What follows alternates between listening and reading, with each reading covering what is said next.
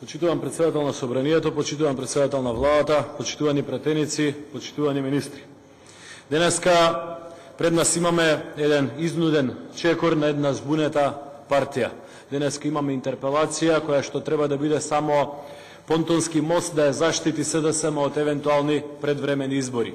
3 месеци кои што Уставот ги гарантира после гласање на влада како можност да се заштитат од евентуални брзи предвремени избори заради сопствениот страф, од сопствените неуспеси, од сопствените недостатоци во програмата, од сопствените недостатоци во кадровскиот потенцијал.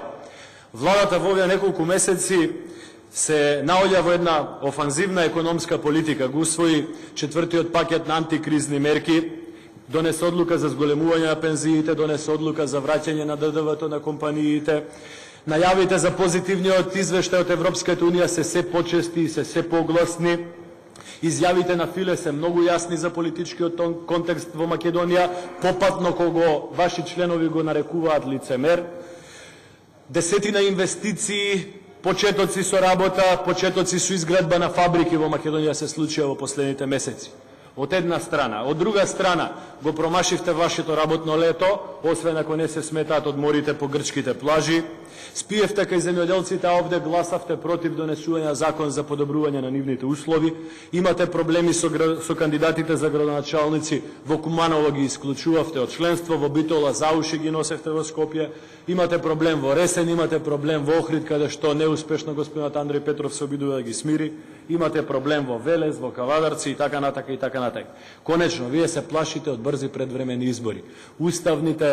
Уставните механизми се мислите дека ќе ве заштитат од евентуални брзи избори. Почитувани колеги пратеници, на 5 октомври не се случи само падот на Милошевиќ. На 5 октомври во 1969 година на BBC за прв пат имаше премиера на Монти Пајтон. И ние денеска немавме премиера на Монти Пајтон заради тоа што десетина пати поред, секогаш пред извештаите на Европската унија, секогаш пред самитите на НАТО, секогаш ни се случува истата епизода кога опозицијата се обидува на Монти Пајтоновски начин да издействува некое дестабилизирање во државата заради тоа што само на тој начин знае да дојде на власт. Почитувани колеги, СДСМ во Република Македонија има победено само на едни избори во 2002 година и тоа избори после воен конфликт во кој што учеството на СДСМ, Тито Петковски и нивните партнери е комплетно сомнително. Изборот на говорници за денешната седница на Собранието доволно говореше уште на самиот почеток, дека ќе имаме дебата со манипулации, дека ќе имаме дебата со навреди, со омаловажување и со лични дисквалификации. Ние нема да дозволиме да влеземе во тој филм. Да говореше господјата Цветанка Иванова, или господинот Маријанчо Николов, или господинот Митре Велјановски. Знаеме дека ќе имавме дебата со аргументи, со податоци, со информации. Но изборот на говорници, вака како што беше понуден, ни беше јасен сигнал дека СДСМ денеска ќе навредува, ќе омаловажува и ќе манипулира. Единствено нешто што не разбравме е дали господинот Игор Ивановски и господинот Јани Макрадули како први говорници на денешната седница продолжија и понатаму да се јавуваат кај господинот Артан Груби и да го замолуваат заедно да провоцираат етнички тензии, а господинот Гордан Ѓоргиев да нема зборови како да одговори на едно такво јасно, јавно тврдење кое што ни се случи пред само една година во Република Македонија. Почитувани, денеска тврдевте дека на власт е тендерска коалиција, но да ве потсетам, да беше тендерска коалиција, ќе немаше проблеми помеѓу коалиционите партнери. Да беше тендерска коалиција, ќе ги менувавме премиерите како што вие ги менувавте, а бизнисите ќе продолжуваат да си врват. Да беше тендерска коалиција, ќе си ќутевме за проблемите, ќе ги стававме под маса и немаше да дискутираме за нив и пред камери, и пред новинари, и пред нашите коалициони партнери. Ние, за разлика од вас, почитувани колеги, не сакаме власт по секоја цена. Ние принципиелно владееме, а вие сте тие кои што за власт би направиле се. Не случајно го праќате Тито Петковски да ветува закон за бранителите на ОНА. Не случајно го праќате Фрчковски да ветува премиер Албанец. Не случајно нудите на некои странски фактори прифатливост на решението Северна Македонија. Само да се вратите на власт. Но, почитувани колеги, враќање на власт со лажни манипулации, со лажни математики, со дигитрони нема да се случи. Ќе се вратите на власт само ако се реформирате и само ако македонскиот народ ви даде поддршка да се вратите на власт. Говорите Денеска спомнавте над 100 проекти на оваа влада, но ниту еден не пофаливте. За вас нема ниту една единствена работа која што оваа влада во последните 6-7 години ги направила добро. Како не успеавте да пофалите дека се зголемени пензиите? Како не успеавте да пофалите дека се зголемени социјалните трансфери? Како не успеавте да пофалите дека се зголемени субвенциите? Како не успеавте да пофалите дека учебниците се бесплатни во Македонија? Како не успеавте да пофалите дека ќе набавуваме 6 нови возови прв пат после 40 години во Република Македонија? Како не успеавте да пофалите дека изградивме 30 нови згради за училиштата во Македонија? Но главното прашање, почитувани колеги, е каде одеа парите во ваше време? Кој проект остана зад вас? Што можеме да запамтиме? Бугарските летоци на Тито Петковски?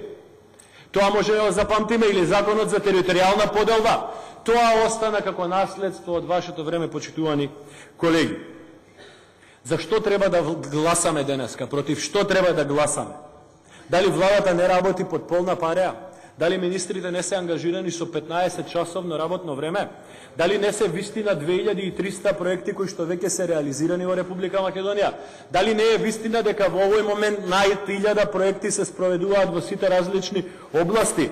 Сето тоа е вистина, почитувани колеги, исто како што е вистина дека ги зголемивме пензиите, ги зголемивме субвенциите кои што во ваше време скоро и да не постоеа, ги зголемивме социјалните трансфери до ранливите категории на граѓани, изградивме 650 километри патишта низ Македонија, ги намаливме даноците, го намаливме персоналниот данок, го намаливме ДДВ-то, изградивме 30 нови училишта, набавивме медицинска опрема за сите болници во Република Македонија. Почитувани колеги, дали сте против тоа? Излезете и кажете дали сте против сето ова што ви го направив. Што нудите вие различно? Вашиот подпредседател нуди зголемување на даноците, за тоа сакате да дојдете на власт. Вашиот пратеник нуди намалување на платите на администрацијата и намалување на администрацијата, за тоа сакате да дојдете на власт. Вашиот пратеник нуди намалување на пензиите, за тоа сакате да дојдете на власт. Вашиот подпредседател на партија нуди девалвација на денарот, за тоа сакате да дојдете на власт. Давате лажни и смешни ветувања дека ќе намалите цената за 40%, па сакате да ги прелажете граѓаните, за тоа сакате да дојдете на власт. Нудите Република Северна Македонија преку Тито Петковски, за тоа сакате да дојдете на власт. Нудите премиер Албанец, за тоа сакате да дојдете на власт. Почитувани колеги, интерпелацијата е лична одлука на Бранко Црвенковски. Адхок одлука. Ве прашувам директно и лично. Дали господјо Шекеринска, вие знаевте дека СДСМ ќе поднесе интерпелација? Дали господјо Цветанка Иванова, вие лично знаевте дека СДСМ ќе поднесе интерпелација? Ова е еден акт кој што представува блеф, како и многуте пати досега, со кој што единствена цел е да си го храбрите членството, да внесете хаос и проблеми во Република Македонија, како што се обидовте пред малку, да продуцирате меѓуетнички тензии, заради тоа што само така знаете да дојдете на власт, да ја влошите соработката внатре во владата на Република Македонија и евентуално да го охрабрите членството на СДСМ. ВМРО, ДПМН и почитувани колеги не посакува избори во овој момент. Од две причини. Прво, заради тоа што граѓаните не го посакуваат тоа, второ, заради тоа што во тек се реализација на 1000 проекти. Но ако треба, ВМРО ДПМН е првата партија која што ќе се согласи со одржување на предвремени избори. Ние не сакаме власт по секоја цена и ние не сакаме власт која што ќе се соочува со непринципиелни состојби било во парламентот, било во владата на Република Македонија. СДСМ знае дека по демократски пат скоро е невозможно да оствари победа над ВМРО ДПМН, заради тоа што само во 2002, како што кажав, после сомнително учество во конфликтот успеавте да го победите ВМРО ДПМН.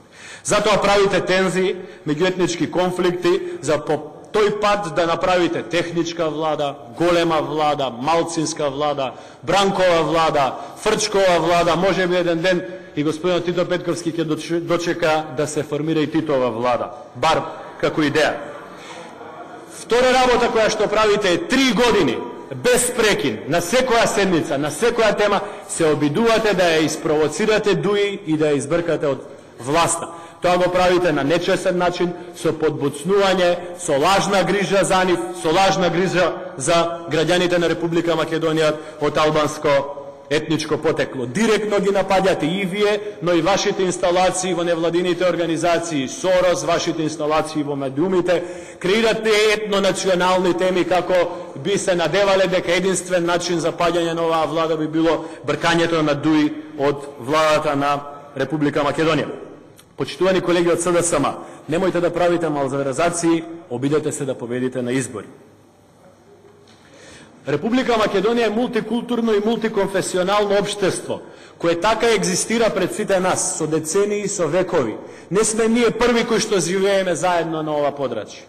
Има многу заеднички победи и успеси во минатите децении, но секогаш имало и недоразбирања, и проблеми, и предизвици.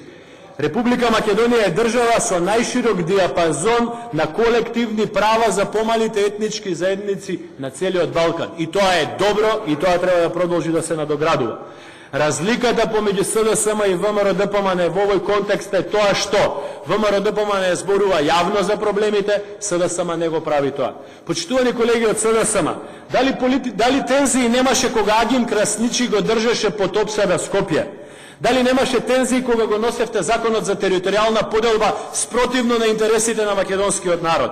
Дали немаше етнички тензии кога во Струга и во Кичево и Лјадници граѓани ви протестираа? Дали немаше етнички тензии кога тепавте со полицијата на Битпазар, на Гостивар, на Радолишта? Дали немаше тензии кога се направи меморијалниот центар во Танушевци за борците од ОНА? Почитувани колеги, во Слупчане се случи еден настан кој што ВМРО-ДПМН не го одобрува. И тоа јавно го кажа. Но, почитувани колеги, споменикот во Слупчане е направен во време на СДСМ и вие молчевте за тоа. И се пазаревте со тоа.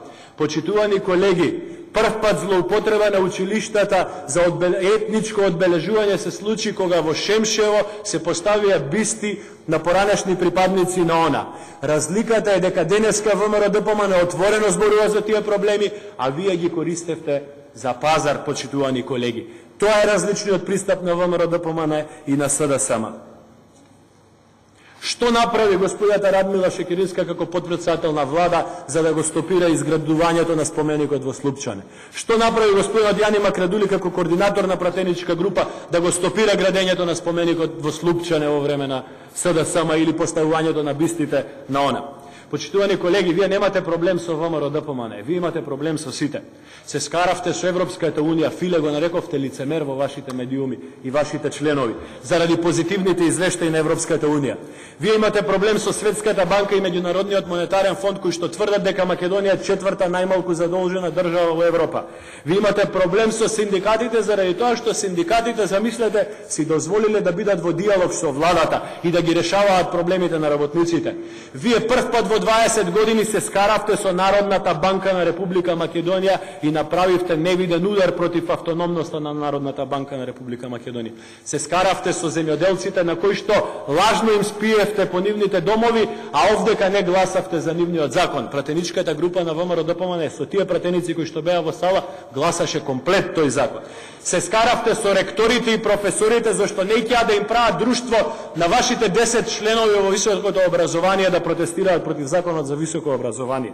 Се скаравте со МПЦ и со архиереите на МПЦ зашто јасно ви дадоа до знаење дека немате право да се играте со македонскиот национален идентитет. Се скаравте со стопанските комори заради тоа што ги поздравуваат мерките на владата. Се скаравте со ЗНМ заради тоа што си дозволи да склучи прв пат по 20 години договор со владата и да се донесе закон за заштита на слободата во работата на новинарите. Се скаравте со Фуле, кого го нарекувате лицемер. Се скаравте со Бан Ки Мун, чии пораки за правата на Македонија од пресудата во Хаг се правите дека не ги разбирате. Почитувани колеги, вие имате избор, односно вашата партија има избор. На една страна се сите овие објективни институции со објективни показатели и репери, на другата страна е Бранко Црвенковски, Игор Ивановски, Јани Макрадули, Радмила Шекерински. Одговорот на тоа прашање нема да го даде ВМРО-ДПМН, одговорот на тоа прашање ќе го даде еден ден Социјалдемократскиот сојуз. Јас само би ви апелирал да не си играте со темите со кои што не смеете да си играте, да не си играте со темите кои што се однесуваат на меѓуетничките проблеми во Република Македонија, да не се обидувате да хушкате, да предизвикувате и да подбоцнувате недоразбирање пред различните етнички заедници, да не си играте со проблемот на името во Република Македонија. Да не го пуштате Тито Петковски во македонското собрание да бара промена на македонското име. Да не го пуштате Љупчо Ѓоргиевски да бара промена на македонското име. Да не го пуштате Заев да ни кажува дека треба да си ја свиткаме кичката. И да не го пуштате Грчев да ни кажува дека сите кои што мислат дека постои македонски идентитет се будали. Благодарам.